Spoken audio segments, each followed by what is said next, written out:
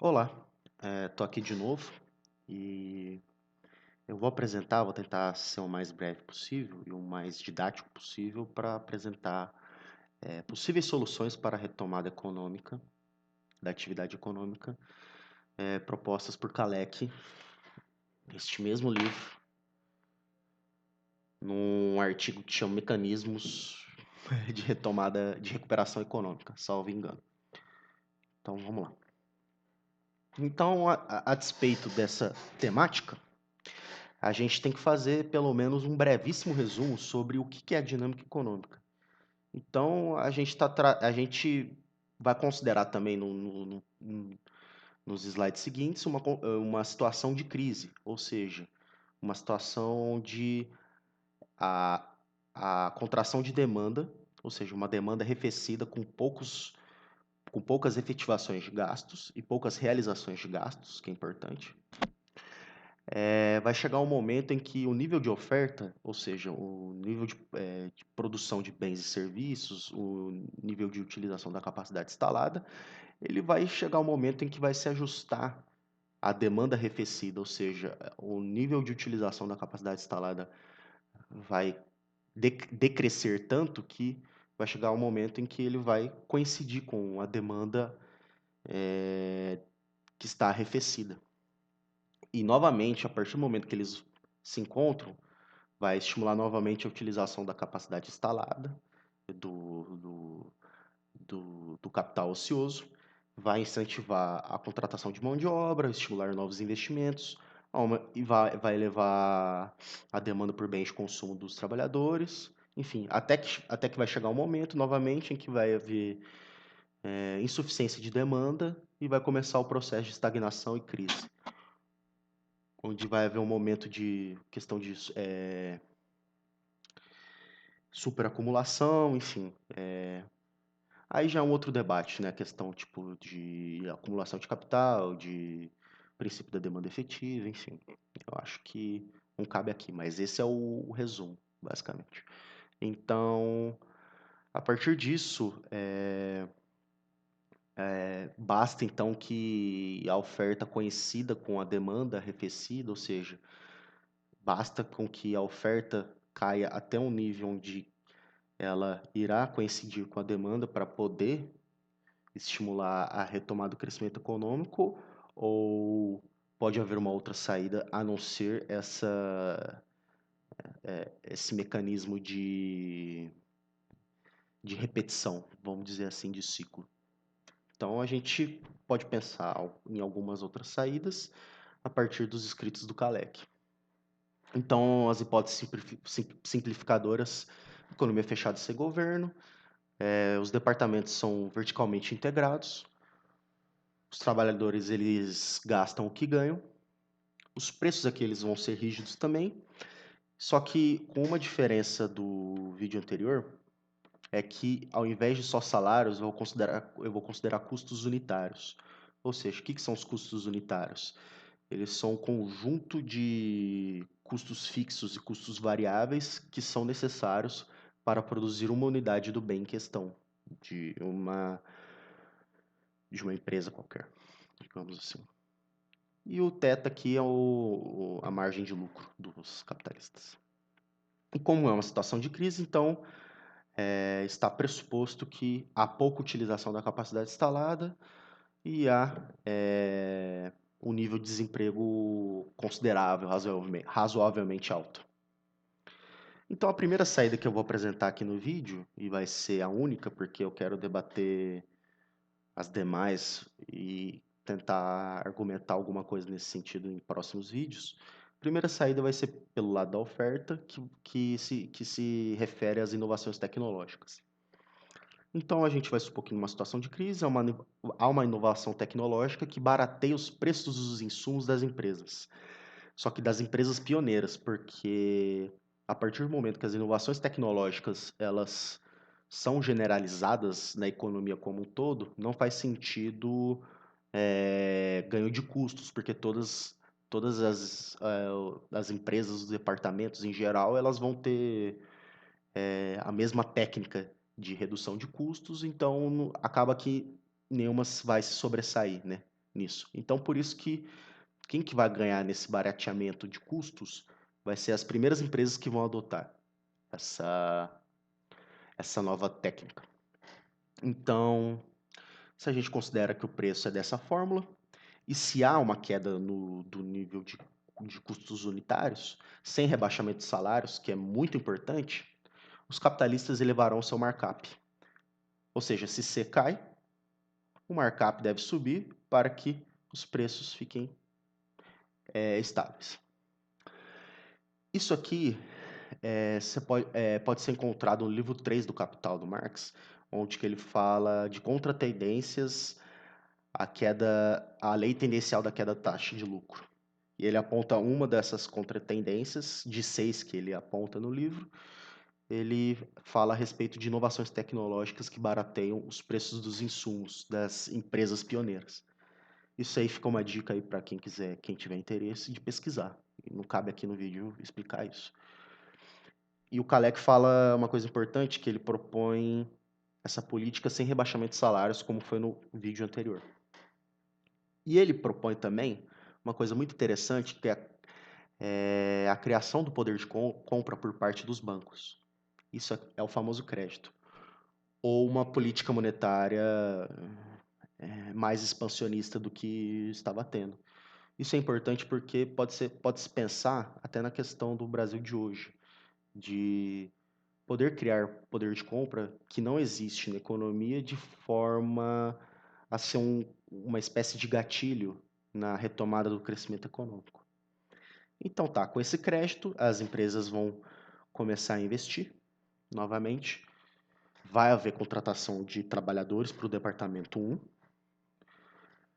Se vai haver uma elevação da demanda por trabalhadores nesse setor, vai haver um aumento de consumo dos trabalhadores, porque eles gastam o que ganham e assim que eles recebem, eles praticamente gastam no outro dia, digamos assim.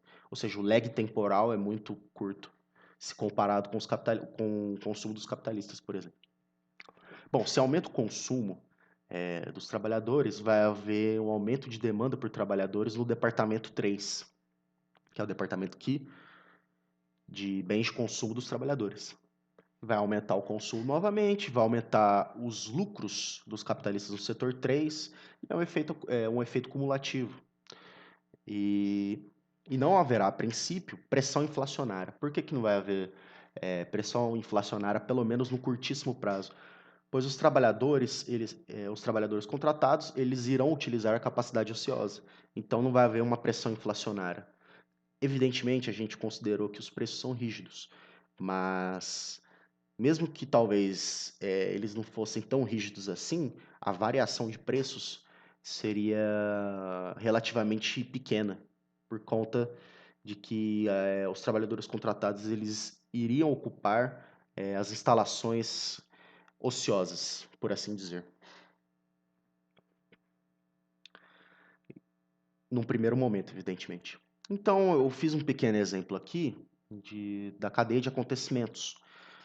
Um exemplo bem simples e numérico para tentar ilustrar de uma maneira didática essa retomada de crescimento econômico. Então, aqui entre esses números aqui, essas colocações, são a sucessão de acontecimentos. Então tá, o primeiro acontecimento da retomada do crescimento vai ser uma concessão de crédito por parte dos bancos aos capitalistas do departamento 1 na magnitude de 100. Então tá. Desses 100, os capitalistas do departamento de bens de investimento, eles vão contratar trabalhadores. E o montante de salários pagos vai ser igual à magnitude de 50. Esses trabalhadores, eles vão utilizar esses 50 imediatamente no consumo do, dos bens que estão no departamento 3. E como esse consumo é imediato, então vai elevar o nível de lucros dos capitalistas do departamento de bens de consumo dos trabalhadores. Por isso que aqui é o terceiro movimento. E cabe ressaltar também que o nível de lucros desse departamento ele é igual à soma de salários do departamento 1 e do departamento 2. A partir do momento em que os trabalhadores desse setor eles recebem 50, eles já vão gastar imediatamente aqui. Isso é imediatamente lucro no bolso dos capitalistas desse setor. A partir do momento que os capitalistas desse setor eles oferem um aumento de lucro na magnitude de 50, eles vão perceber que está aumentando a demanda por produtos no setor. Então, eles vão contratar mais trabalhadores para o setor. E aqui eu pressupus o mesmo aumento de salários do que no departamento 1. Eles vão contratar trabalhadores e vão gastar uma magnitude de 50 para ocupar as instalações que estavam ociosas anteriormente. E esses mesmos trabalhadores que foram contratados, eles vão gastar no próprio setor. Então, ou seja, ao final das contas, a gente considerou que os capitalistas eles consomem todo o salário, eles não poupam. Então, se CW é igual a W, então o aumento de CW nesse processo todo vai ser igual ao aumento de W3 mais o aumento de W1, nesse pequeno exemplo, na magnitude 100. Aqui é o último último acontecimento dessa cadeia. E a gente pode reparar, aqui evidentemente, se a linha de crédito concedida foi 100 e os salários pagos foram 50, então o lucro dos capitalistas nesse setor vai ser igual a 50. Então, vocês podem pausar o vídeo com mais calma e tentar e fazer as devidas contas, mas todos os movimentos estão de acordo com as equações propostas pelo modelo. Como eu já havia explicado anteriormente, dos lucros dos capitalistas do departamento 3, eles vão aumentar na magnitude do aumento de salários do departamento 1. E a equação fundamental de Kalec que eu apresentei no primeiro vídeo, que é P igual a ICC, o nível de lucro da classe capitalista ele vai aumentar na magnitude da concessão de crédito que foi dada aos capitalistas do departamento 1. Então, ou seja, o nível de lucros ele vai aumentar na magnitude do nível de gastos. Então, ou seja, aqui acontece uma coisa muito importante. Os lucros eles surgem antes mesmo dos lucros efetivos surgirem. Por quê? Porque, na verdade, a partir do momento que os bancos concederam 100 de crédito aos capitalistas do departamento 1, eles sabiam assim, a partir da cadeia de acontecimentos que foi ocorrendo nessa economia hipotética, os lucros auferidos foram exatamente iguais ao nível de gastos dessa economia. E como eu falei no primeiro vídeo, os capitalistas eles ganham o que gastam. Então, é muito importante a criação de crédito, né, na retomada do crescimento econômico, justamente porque os bancos, a partir do momento que eles concedem crédito, eles estão criando poder de compra que antes não existia durante a crise econômica. Então, isso é fundamental para poder entender como que os capitalistas, nesse sentido, os agentes privados, aqui é porque agentes privados, porque a gente não está considerando o governo, por exemplo, como os agentes privados vão se sentir estimulados a gastar um poder de compra que não existia, e como esse poder de compra que eles vão gastar irá influenciar no ganho de lucros. Então, ficam algumas questões pertinentes. Como que a taxa de juros se comportaria no exemplo passado?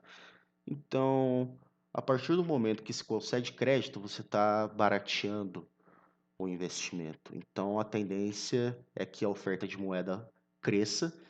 Então, há uma tendência de uma política monetária mais expansionista e uma pressão da taxa de juros para baixo. Só que como tem uma crescente na demanda por trabalhadores e uma crescente no consumo dos trabalhadores, os trabalhadores eles vão demandar mais moeda. Então, isso faz com que a taxa de juros seja pressionada para cima. E o Kalec fala que a taxa de juros tem que ser tal de uma forma que os investimentos não se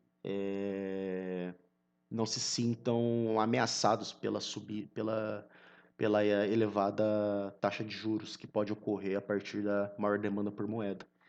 Então, isso aqui fica uma questão um pouco mais ampla, porque há literaturas na economia que atribuem um papel da taxa de juros muito importante para o investimento, e também há leituras que não colocam o papel da taxa de juros como um papel central nas flutuações de investimento. Inclusive, faz com que a taxa de juros tenha um papel relativamente secundário, mas pode ter esses movimentos. Isso que é importante de entender no momento.